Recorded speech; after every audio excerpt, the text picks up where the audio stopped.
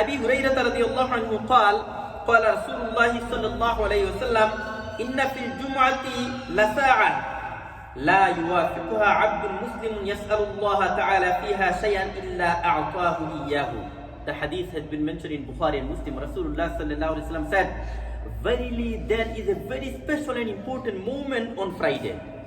Special moment on Friday. If the slave of Allah subhanahu wa ta'ala asks anything, whatever he needs and likes to Allah subhanahu wa ta'ala guarantee will accept his dua, subhanallah. But my question is, do you know what is this special moment? According to the summary of some hadith, in some hadith mentioned that maybe this time is during the khutbah time, or maybe between the khutbah and salah, or between the asr and maghrib, which means time is not fixed and clear. So what should we do to receive this time, to get the benefit of this special moment on Friday? We need to give the importance of min salatil fajr ila al maghrib. Whole day we need to give the importance.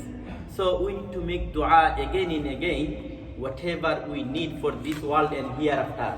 This is the very authentic activities of Salatul Jum'ah, and we need to focus to this point. And another important point, what we need to do on Friday, we need to send durood upon Muhammad sallallahu alaihi wasallam as much as possible, more and more. And also we should recite Suratul Kahf on Friday. This is authentic sunnah. Besides Suratul Kahf, if we have enough time, then this is not prohibited, then we can read any other surah portion of the Quran. Yes, we can add any other portion of the Quran or part or surah of the Quran besides the Suratul Kahf, but this is authentic sunnah to recite Suratul Kahf on Friday. Now I would like to focus what we should not do on Friday. As I mentioned earlier, then we should not talk when Imam delivering khutbah. This is totally prohibited. According to the summary and the gist of the Islamic jurisprudence, fiqh, the mas'ala is the Salatul Jumu'ah 2 rakat instead of 4 rakat Salatul Zuhur. What about the equivalent of the another 2 rakat of Salatul Zuhur? The Mufaqqihin and the Muhaddithin agreed with this statement. Then the khutbah of Yawmul Jumu'ah, khutbah of Salatul Jumu'ah instead of 2 rakat of Salatul Zuhur, and the another 2 rakat cover with the 2 rakat of Salatul Jumu'ah. So khutbah of Salatul Jumu'ah is equivalent of 2 rakat Salatul Zuhur, which is very important. We need to give the value and we need to focus to the khutbah of Salatul Jumu'ah, which means we need to listen the Imam's khutbah attentively. Another important thing what you should not do, when you come later in masjid and some brother are sitting before us, we should not try to jump over their shoulder to sit in front line or the second line. Alhamdulillah, in UK, because we are living in multicultural society and fast world, we respect each other, alhamdulillah. I didn't notice like this behavior with anyone, but unfortunately this type of behavior we notice in our back home. Then those people are coming late in Jummah, but because of their figure, or maybe part of the masjid management committee or the leaderly people in society, they try to jump over the shoulder of other people with disrespect and try to take the place in front line. This is really against of the sunnah of Rasulullah sallallahu alaihi wasallam. And another thing, what we should not do, we should not ask any brother, can you move to this way please, or can you go to the behind line please, I feel comfort to sit in front line. This is the same thing we should not do. We should not ask any brother, can you move to this place, because this place usually I sit down here and everyone knows that this is my place, or I feel comfort to sit down here, can you go to the behind line? But not like this. We should not do it. We should show our extra respect and honor to our brothers. And finally, when we sitting in masjid and listening the khutbah of Imam, then we should not sit while we are raising both knees and we are holding the fingers or the toes of our both feet with both hands. Rasulullah sallallahu alaihi wasallam made it prohibited for us, and this is not the sunnah policy and the sunnah manners of sitting. So how should we sit? There are mentioned the sunnah way of sitting, either like that we sit in during the tashahud time, or any other way when you feel comfort, except raising the both knees while you holding the toes with both hands.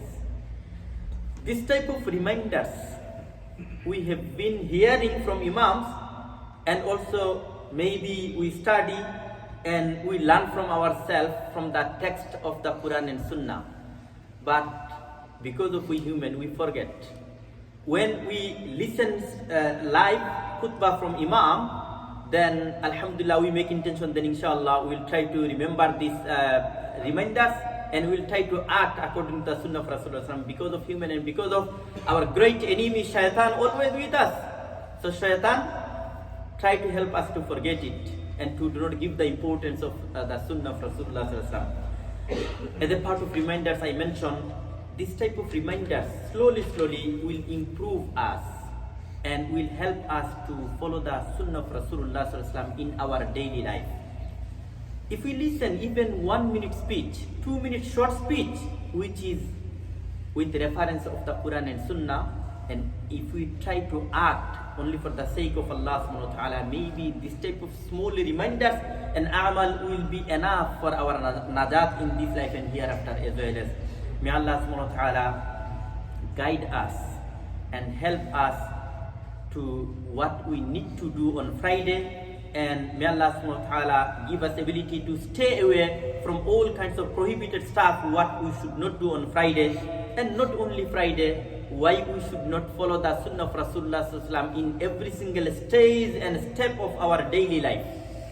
That's why there are so many books our shuyukh has been written and available in any Islamic books in UK, then more than 1,000 sunnah in daily life. I think you heard about the name of this book. If you go to any Islamic library in bookshop, then you will see more than 1,000 sunnah in daily life. This is for Muslim community.